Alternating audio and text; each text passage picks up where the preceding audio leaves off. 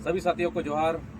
और आज हम लोग जो है ये इन बड़े भाई इंदर हेम्ब्रम जी के साथ है और आगामी दिनांक 21, 22 एवं 23 फरवरी 2026 का जो मामला है और ये जो निकाय चुनाव के विरुद्ध कोल्हान बंदी का जो आह्वान किया है उनसे हम कुछ बातें आप सभी के साथ शेयर करना चाहते हैं। और ये हमारे बड़े भाई इंदर हेम्ब्रम जी, दादा जोहार बोलिए। सभी को जोहार जोहार रहेगा। अबू बाबू अब काफ़ी लंबे समय से इस आंदोलन में है, तो हमने कई ब्रीफिंग किए हैं और हम चाहेंगे कि इस बार का जो ब्रीफिंग है आप प्रोग्राम हफ्ता के द्वारा किया जाएगा और मैं उसका जो फिनिशिंग जो है मैं तो सब लोग तय करके दूँगा। ये आप सभी जानते हैं इस वर्ष 2026 जो है 23 फरवरी को झारखंड सरकार ने नगर निगम चुनाव का दिन तय किया हुआ है और ये जहां जहां नगर पालिका का चुनाव किया जा रहा है वहां पे सख्त रूप से जो है उसकी तैयारी जोर शोर पे चल रही है। और इस बीच जो है आदिवासी छात्र एकता की ओर से पूरे कोल्हान में ये बंदी आह्वान कर दी गई है। ये 5वीं अनुसूचित क्षेत्र में निकाय चुनाव के विरुद्ध। ये निकाय चुनाव बहुत सारे लोग नहीं जानते हैं, जो शहर में और जो नगर पालिका क्षेत्र में आते हैं उनको पता है और गांव में इसके बारे में कुछ पता नहीं है। ये जो 5वीं अनुसूचित क्षेत्र में ये निकाय चुनाव के तहत कैसे प्रभावित पड़ता है, आइए कुछ हम लोग बातें करते हैं। दादा हमको बताइए कि कैसे हमारे आदिवासी पारंपरिक व्यवस्था में ये निकाय चुनाव प्रभावित करती है। देखिए कि आदिवासी समाज है, आदिवासी व समाज के साथ साथ झारखंडी जो जनमानस है उनके भी समाज है। तो आदिवासी समाज में जैसे माझी परगना मानकी मुंडा सिस्टम है, तो जो हमारे झारखंडी जो समाज है उनके पास प्रधानी सिस्टम है। कहीं ना कहीं वो कल्चर से, रूढ़ी प्रथा से वो बिलोंग्स करता है। और आपका बता रहे हैं कि और विशेषकर अब मैं कहना चाहूँगा कि हर समुदाय जो है ना अपने रूढ़ी प्रथा या विशेषकर आदिवासी समुदाय जो है ना अपने रूढ़ी प्रथा में अपने सामाजिक स्वशासन व्यवस्था जो सदियों से अनंत काल से चलते हुए आ रहा है, जो हमारे समाज को, गांव को एक लोकतंत्र के तहत एक आपका प्रणाली को आगे बढ़ाते हुए इस युग में भी अपने व्यवस्था को हमारे समाज के अगुवाईगण ने बचा के रखा है, गांव को सुरक्षित रखा है। और दुर्भाग्य की बात है कि कोल्हान के तीनों जिला के जो डीसी है वो गांव में नगर निकाय चुनाव करा रहा है। और आपको बता दें है, ध्यान करने लायक चीज़ है, कोल्हान में ही जमशेदपुर है जो टाटा स्टील बोलता है कि टाटा नगर जो शहर बोलता है जमशेदपुर शहर, उसमें वहाँ चुनाव नहीं हो रहा है।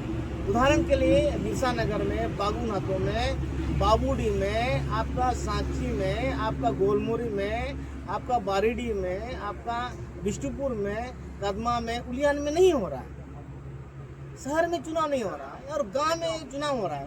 तो ये तीनों जो जिला के जो डीसी है, जो शेड्यूल डिस्ट्रिक्ट जो है अनुसूचित क्षेत्र के या 5 अनुसूचित क्षेत्र के जिला के डीसी है, उन पर भी एक सवाल खड़ा हो रहा है। और यहाँ के ग्रामीण जो है ना झारखंडी जनमानस और कोल्हान के जो जनता आक्रोशित है कि ये जो जॉब इनको दिया गया है, जो ड्यूटी दिया गया है, जो उत्तरदायित्व दिया है, अपने जॉब माने क्या है, ये लोग यूपीसी से जो है ना एक चयन आयोग से बहाल होता है और इनको जो है ना आपका तेज तर्रार पढ़े लिखे लोग के कारण इनको चयन किया जाता है, इनको प्रशिक्षण भी दिया जाता है। लेकिन इनका जो जॉब है, इनका जो सेवा है अनुसूचित क्षेत्र में है, तो क्या ये तीनों डीसी 5 अनुसूचित को क्षेत्र को जानता है, ग्राम सभा को जानता है, यहाँ के झारखंडियों के जो प्रधानी सिस्टम को जानता है?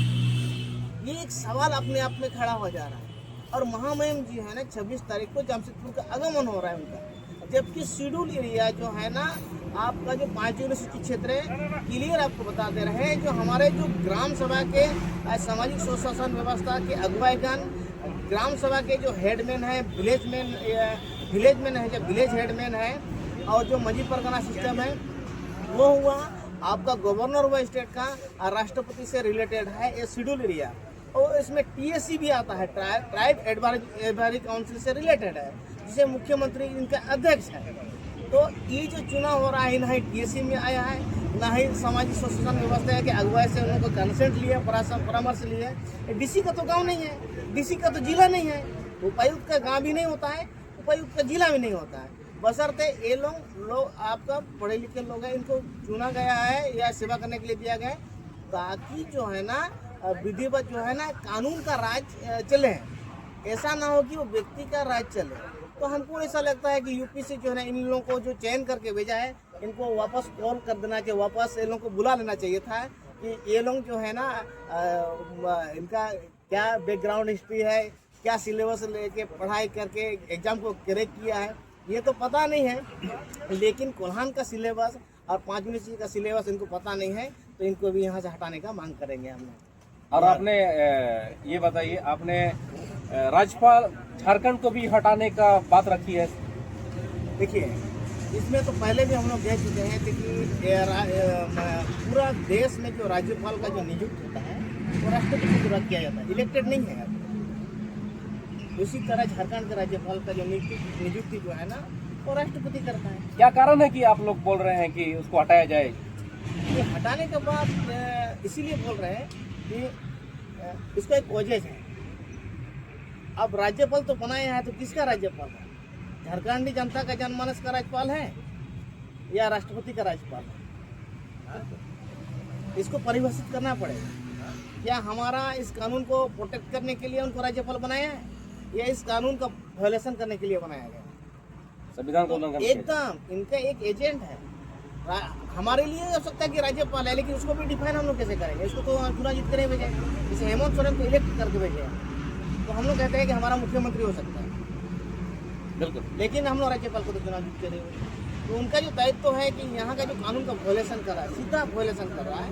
और जबकि हाई कोर्ट को भी हम लोग हाई कोर्ट के बारे में थोड़ा टिप्पणी करना चाहते हैं, तो हाई कोर्ट को तो इसमें थोड़ा स्वतः संज्ञान लेना चाहिए कि ये कुछ गड़बड़ी हो रहा है, ये न्याय असंगत एकदम। आपको बता दे रहे, बंदी के बाद जो है ना हाई कोर्ट का बहुत सारे टिप्पणी है, बहुत सारा चीज़ है, क्योंकि जब गवर्नर पर विश्वास नहीं रहा, मुख्यमंत्री पर नहीं रहा, तो हम लोग को न्यायालय पर भी कैसे भरोसा नहीं है। और हम लोग को अगर न्यायालय का भरोसा है, तो ये बंदी के बाद जो है ना हम लोग इस मामला को ना ग्राम सभा हमारा मंत्री मुंडा मजी परगना के दरबार में ले जाएंगे और उनसे पूछेंगे कि भाई आप सब कुछ कीजिएगा, गवर्नर कि आप हमारा जो 5th शेड्यूल है, विल कंसेंट रूल है, यहाँ CNT एक्ट है, यहाँ का शेड्यूल डिस्ट्रिक्ट एक्ट है, इतना जो सदियों से हमारा पूर्वज लोग आंदोलन किया है, इतना जो कानून बना हुआ है, और कैसे वायलेशन हो रहा है।